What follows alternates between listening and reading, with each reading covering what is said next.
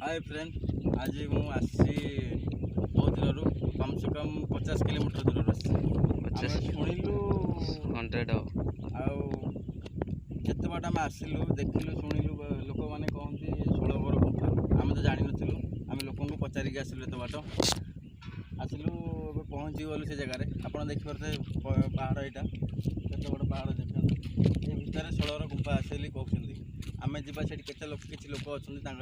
पचार बुझा केमती कौन सब जाना आसतु।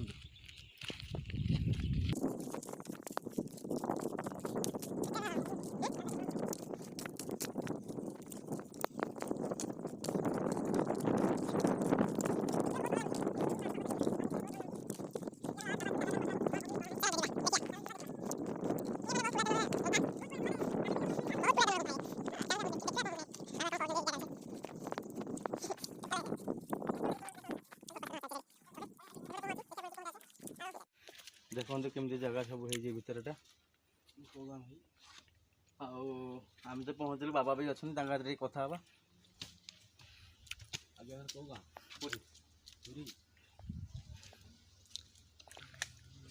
देखु केमती जगह है बाबा बाबा आम आसु पुरी डिस्ट्रिक्ट रु सियाड़ू पुरी आसु आम विषय जाना दरकार माने 16 बर गुंफा कह जाए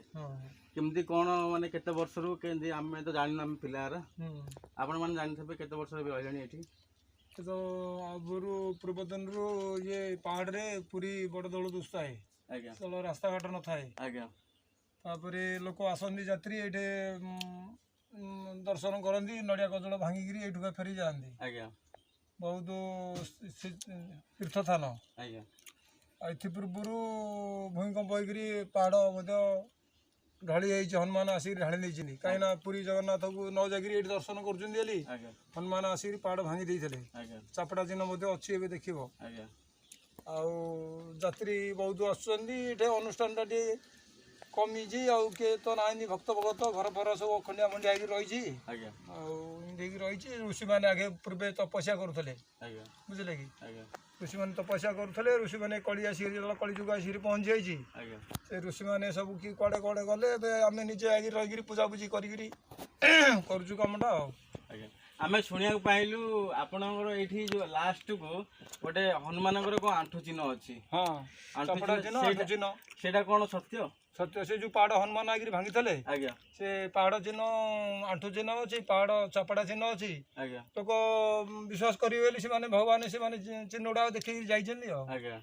माने एडी मु सुनुची भी माने कहउजंदी कि 16 घर भीतर बसला परा बाहर के बाहर परना दी हां जणे जाइथला हमें जानिया रे मध्य से भीतर जो गला से लोक फेरी नै परजंद माने एमती कोन माने दिव्य शक्ति ना कोन अलौकिक शक्ति गुडे अछि ना कोन माने गला परे केमती गुडे लोक फेर के आसी पारेनी से जो जाउजंदी आ फेरुंदी से जे जाइजी से फेरी नै हम अवस्था रे हम जानिया जणे जाइजी आ फेरी नै हां हां से रहिजी भीतर अच्छा आ एमि देखिरी हमें मते जाउजु ए गुफा जार केते माने बहु पुरातन रो गुफा हाँ बहुत पूर्वतन कथा ये हूँ काल कालर कथा आम जन्म न हवा पूर्व ये गुंफा भी आपन केते वर्ष होला एठी पूजा पाठ करछन मु 10-20 वर्ष होला रहउछि एठी आज्ञा पूजा पाठ करिकरी एठी मंदिर पाखे जे मगा चाचा करी मंदिर टा टी करूछि हां आ गुंफा रे पूजा पूजी करिकरी रहिछि बहुत दिन होला एठी किछि माने बड़ लोकंकर सहयोग कि किछि अछि कि नाइ सेमिति किछि आसुनी चारि आडे मते प्रोग्राम हलानी आ कनव टीवी रे थारे नैथले आज्ञा एमि सब जाइछि आ सेमिति आसेनी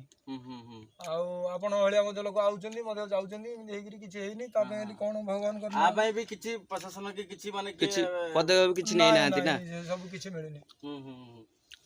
अच्छा ठीक अछि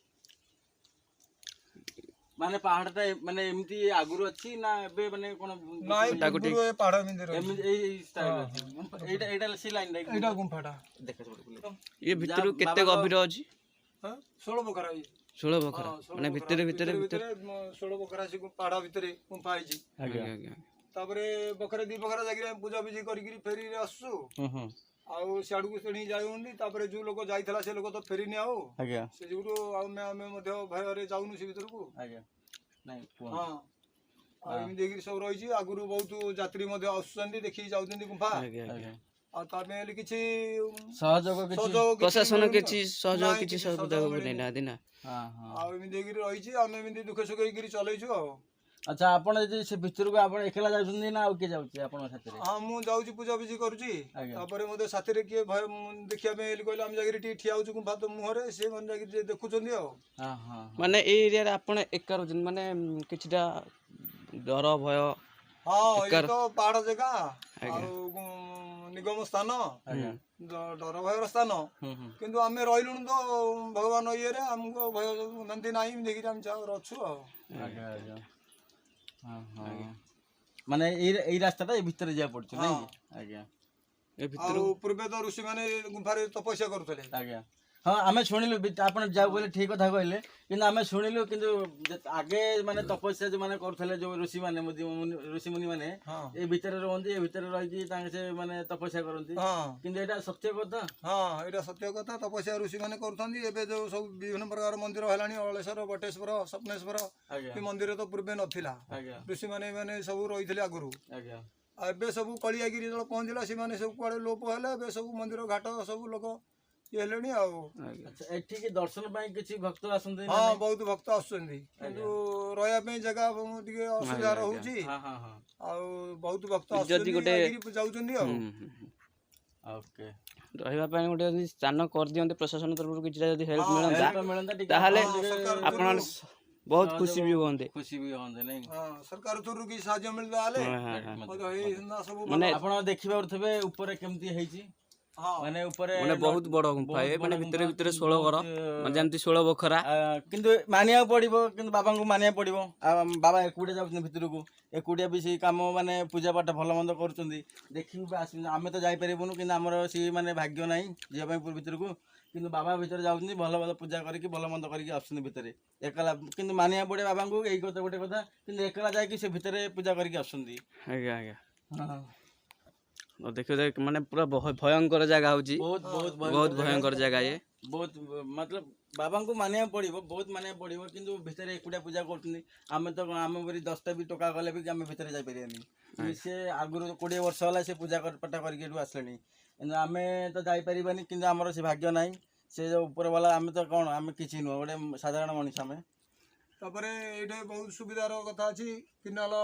ସାଇବ କିନାଲ ଅଛି ଏଇଠି ସମୁଦ୍ର ନିକଟ ଆଉ ହଁ ଏଠି ବି ସମୁଦ୍ର ନିକଟ ଅଛି ଆମେ ବି ଯାଇନୁ ସମୁଦ୍ରକୁ କିନ୍ତୁ ବାବା କହୁଛନ୍ତି ଯେ ଏଠି ପାଖରେ ସମୁଦ୍ର ଅଛି ପାଖରେ ନାଳ ପାଖରେ ସବୁ ପ୍ରକାର ସୁବିଧା ମାନେ ଏଇଠି ଯୋଉ ଆପଣ ମାନେ ରହୁଛନ୍ତି ବାଘ ଭାଲୁ ହାତୀ ହଁ ଇଏ ତ କିଛି ପାହାଡ ସ୍ଥାନ ହାତୀ ତ ନାହିଁ ଏଇ ହିଂସ୍ର ଜନ୍ତୁ ନିକିଆ ବାଘ କଳଜପତ୍ରୀ ବାଘ ବିଲୁଆ ଏମାନେ ସବୁ ବାବା ଆପଣ ରାତିରେ ଏଇଠି ରୁହନ୍ତି? ହଁ ମୁଁ ଏଇଠି ରାତିରେ ରୁହନ୍ତି ବା ମାନିବାକୁ ପଡିବ। ଆପଣ ତ ରହିବା ପାଇଁ ଜାଗା ବି ଟିକେ ଭଲ ନାହିଁ। ହଁ ଏଠି ଭଲ ନାହିଁ କୁଡିଆ ଫୁଡିଆ କରି ରହୁଛୁ ଘର ଫର ଟିକେ ସେମିତି ସୁବିଧା ହଉନି ଏମିତି ହେଇକି ରହିଛୁ ଠାକୁରଙ୍କୁ ପୂଜା କରିକି ଚାଲିଛୁ ଆଉ। ଆଜ୍ଞା ଠିକ ଅଛି।